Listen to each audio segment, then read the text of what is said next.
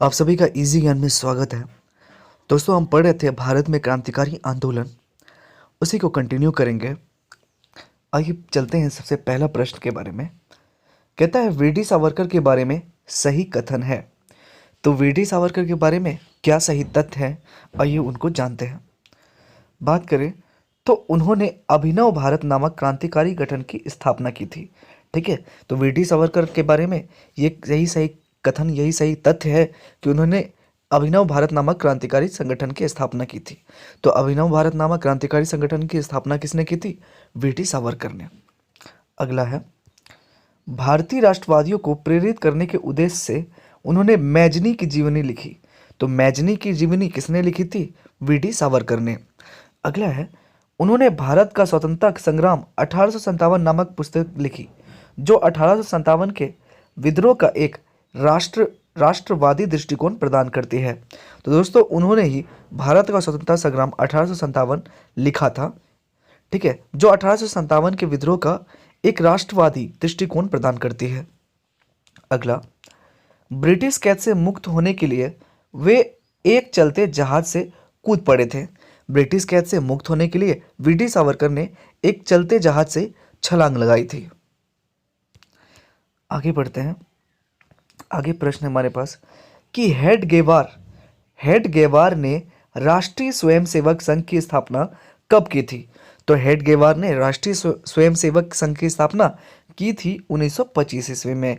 1925 ईस्वी में हेडगेवार ने राष्ट्रीय स्वयंसेवक संघ की स्थापना की थी। अनुशीलन समिति की स्थापना किसने की थी? तो अनुशीलन समिति की स्थापना की थी पी मित्रा ने। अनुशीलन समिति की स्थापना की थी पी मित्रा ने। अगला सवाल है, बारिंद्र कुमार घोष के क्रियाकलापों ने जिस गुप्त क्रांतिकारी संगठन को बंगाल में जन्म दिया वह है। बारिंद्र कुमार घोष के क्रियाकलापों ने जिस गुप्त क्रांतिकारी संगठन को बंगाल में जन्म दिया था वो था अनुशीलन समिति। क्या था? अनुशीलन समिति। तो अनुशीलन समिति की स्थापना किसने की थी? पी मित्रा ने। लेकिन बारिंद्र कुमार घोष के क्रियाकलापों ने ही अनुशीलन जो है गुप्त क्रांतिकारी आंदोलन समिति जो है इनका गठन हुआ बंगाल में। अगला सवाल है, बाल गंगाधर तिलक को लोकमान्य विशेषण दिया गया है। बाल गंगाधर तिलक को लोकमान्य विशेषण दिया गया है कब? क्रांतिकारी आंदोलन के दौरान। क्रांतिकारी आंदोलन के दौरान ही बाल गंगाधर तिलक को लोकमान्य विशेषण दिया गया था। आगे जानेंगे हम। अगला सवाल है, स्वतंत्रता आंदोलन के क्रांतिकारी आतंकवादियों के पहले महत्वपूर्ण साहसिक कार्य बर्रा डकैती का स्थान था। तो स्वतंत्रता आंदोलन के क्रांतिकारी आतंकवादियों के पहले महत्वपूर्ण साहसिक कार्य बर्रा डकैती का स्थान था पूर्वी बंगाल। कहाँ था? पूर्वी बंगाल जो है साहसिक कार्य बर्रा डकैती का स्थान था।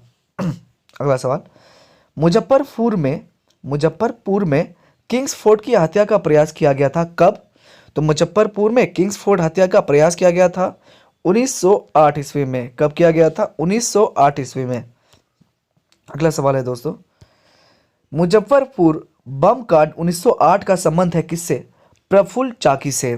तो मुजफ्फरपुर बम कांड 1908 का संबंध किससे है? प्रफुल्ल चाकी से। अगला सवाल है, वह व्यक्ति जिसने बड़ी बुद्धिमानी के साथ अलीपुर षड्यंत्र मामले में अरविंद घोष का बचाव किया था। वह व्यक्ति जिसने बड़ी बुद्धिमानी के साथ अलीपुर संयंत्र मामले में अरविंद घोष का बचाव किया था वह था चित्तरंजन दास। कौन था वो? चित्तरंजन दास। अगला सवाल है दोस्तों, अगला सवाल है कि हिंदुस्तान रिपब्लिकन एसोसिएशन की स्थापना कब हुई थी? तो हिंदुस्तान रिपब्लिकेशन एसोसिएशन की स्थापना हुई थी 1924 में। हिंदुस्तान रिपब्लिकेशन एसोसिएशन की स्थापना हुई 1924 में। अगला सवाल है, हिंदुस्तान रिपब्लिकन संगठन की स्थापना की गई थी कब? कहाँ? तो कानपुर में। तो हिंदुस्तान रिपब्लिकन संगठन की स्थापना कहाँ पे की गई थी? तो कानपुर में। अगला सवाल है दोस्तों, भगत सिंह, चंद्रशेखर आजाद, राम प्रसाद बिस्मिल तथा शिव वर्मा में से हिंदुस्तान रिपब्लिकन एसोसिएशन HRA का सदस्य कौन नहीं था? तो जो सदस्य नहीं था वो था शिव वर्मा। तो भगत सिंह, चंद्रशेखर आजाद, राम प्रसाद बिस्मिल, ये चारों ही, ठीक है, ये तीनों ही, भगत सिंह, चंद्रशेखर आजाद, राम प्रसाद बिस्मिल, ये सारे जो है हिंदुस्तान रिपब्लिकेशन एसोसिएशन का HRA का सदस्य था, लेकिन शिव वर्मा इसका सदस्य नहीं था। अगला सवाल, अपनी फांसी से पूर्व जिसने पीने हेतु दिए गए दूध को अस्वीकार कर दिया और कहा अब मैं केवल अपनी माँ का दूध लूंगा, वो कौन था? राम प्रसाद बिस्मिल। वो कौन था? राम प्रसाद बिस्मिल ने कहा, जब उन्हें फांसी दिया जा रहा था और उन्हें पीने के हेतु दूध दिया गया था, लेकिन फिर भी उन्होंने अस्वीकार कर दिया और कहा अब मैं केवल अपनी माँ का दूध पीऊँगा। अगला सवाल, सरफरोशी की तमन्ना अब हमारे दिल में है, देखना है जोर कितना बाजुए कातिल में है, यह पंक्ति लिखी थी राम प्रसाद बिस्मिल ने। तो सरफरोशी की तमन्ना अब हमारे दिल में है, देखना है कि जोर कितना बाजुए कातिल में है, यह पंक्ति लिखी थी राम प्रसाद बिस्मिल ने। अगला सवाल दोस्तों, अंग्रेजी सरकार ने काकोरी षड्यंत्र के मामले में फांसी पर चढ़ा दिया था। अंग्रेजी सरकार ने काकोरी षड्यंत्र के मामले में फांसी पर चढ़ा दिया था राम प्रसाद बिस्मिल को। राम प्रसाद बिस्मिल को अंग्रेजी सरकार ने काकोरी षड्यंत्र के मामले में फांसी पर चढ़ा दिया था। अगला सवाल है दोस्तों, काकोरी षड्यंत्र केस हुआ था कब? काकोरी षड्यंत्र केस हुआ था 1925 में। राम प्रसाद बिस्मिल, रोशन सिंह, भगत सिंह तथा अशफाकुल्ला खान, ठीक है, राम प्रसाद बिस्मिल, रोशन सिंह, भगत सिंह तथा अशफाकुल्ला खान क्रांतिकारियों में से काकोरी षड्यंत्र केस से जुड़ा कौन नहीं था? तो भगत सिंह जो है इस केस से जुड़ा नहीं था, काकोरी षड्यंत्र केस से जुड़ा नहीं था भगत सिंह। राम प्रसाद बिस्मिल भी जुड़े थे, रोशन सिंह भी जुड़े थे और अशफाकुल्ला खान भी जुड़े थे क्रांतिकारी। ये सारे क्रांतिकारी जो काकोरी षड्यंत्र से जुड़े थे, लेकिन भगत सिंह इससे जुड़े नहीं थे। अगला सवाल है, सचिंद्र नाथ बख्शी, मुकुंद लाल, सचिंद्र नाथ बख्शी, मुकुंद लाल, चंद्रशेखर आजाद एवं ममंत नाथ गुप्त में से काकोरी कांड से जुड़ा वह क्रांतिकारी जो मुकदमे से बच निकला था, वो था चंद्रशेखर आजाद। तो सचिंद्र नाथ बख्शी, मुकुंदी लाल, चंद्रशेखर आजाद एवं ममंत नाथ गुप्त में से काकोरी कांड से जुड़ा वह क्रांतिकारी जो मुकदमे से बच निकला था, वह था चंद्रशेखर आजाद।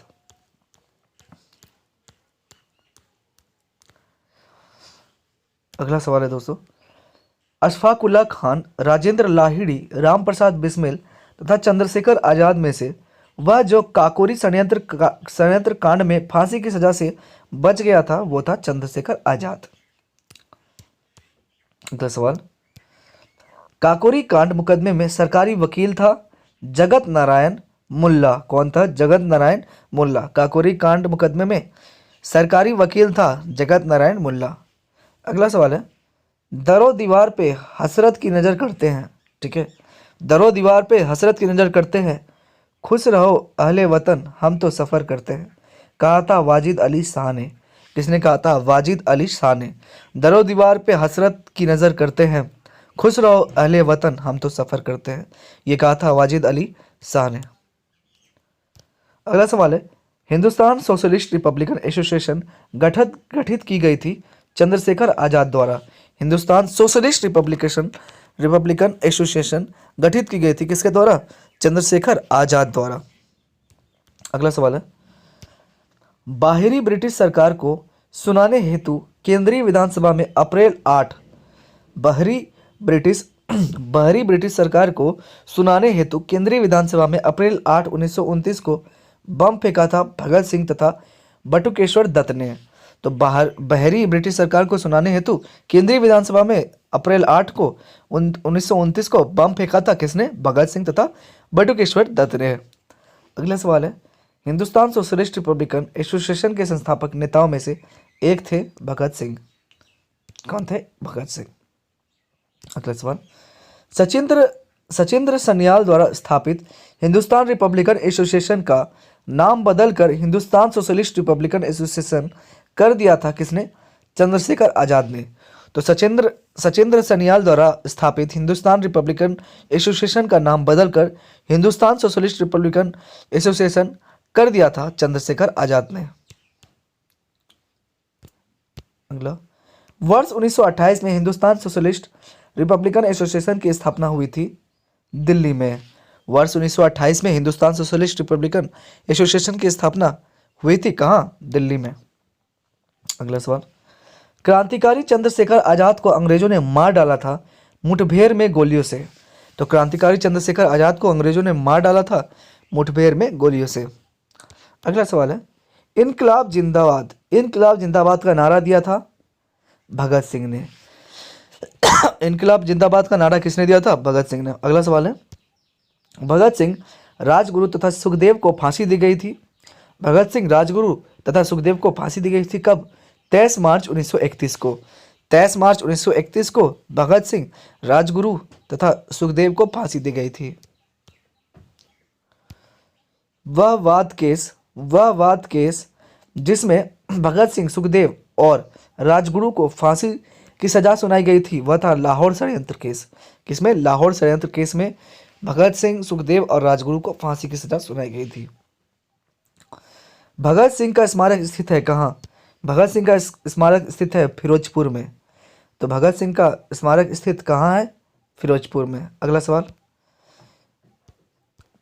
लाहौर षड्यंत्र कांड में बटुकेश्वर दत्त, सुखदेव, सरदार भगत सिंह तथा राजगुरु में से फांसी किसे नहीं हुई थी? तो बटुकेश्वर दत्त को। बटुकेश्वर दत्त को फांसी की सजा नहीं हुई थी। अगला सवाल है,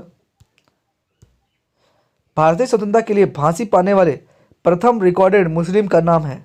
भारतीय स्वतंत्रता के लिए फांसी पाने वाले प्रथम रिकॉर्डेड मुस्लिम का नाम है अशफाकुल्ला खान। अशफाकुल्ला खान। अगला सवाल, मुकदमा का सही क्रम है, पहले हुआ लाहौर मुकदमा, फिर कानपुर मुकदमा, फिर हुआ काकोरी मुकदमा और फिर हुआ मेरठ मुकदमा। पहला लाहौर मुकदमा, दूसरा कानपुर मुकदमा, तीसरा काकोरी मुकदमा और फिर मेरठ मुकदमा।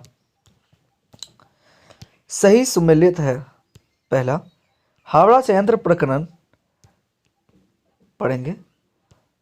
हावड़ा संयंत्र प्रकरण जो है ये कब? 1910 में। विक्टोरिया संयंत्र प्रकरण 1914 ईस्वी में।